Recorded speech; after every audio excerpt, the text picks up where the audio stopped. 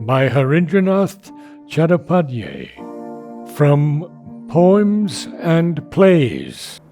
Another Rainy Eve.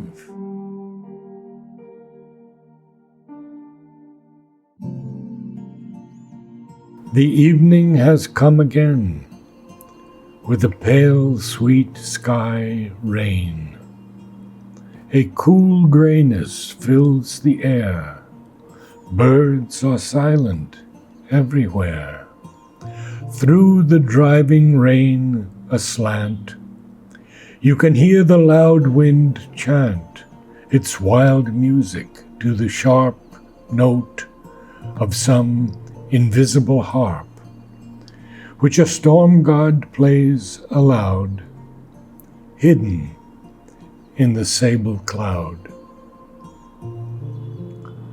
On a rain-wet bough alit, two crows like twin shadows sit, male and female, while the skies take their tiny blinking eyes by a silver-gray surprise.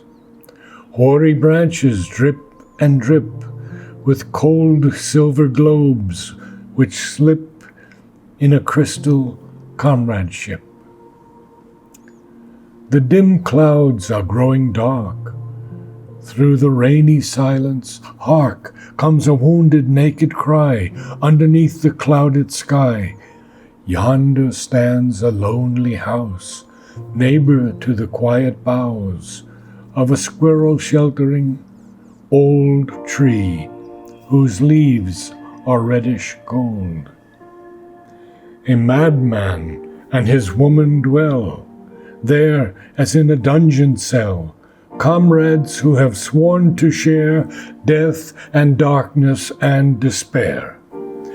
Through the million morning rain comes the woman's voice of pain, and the voice of one whose mind wanders wildly like the wind, whose clear soul is dimmed, whose brain is million moaning like the rain.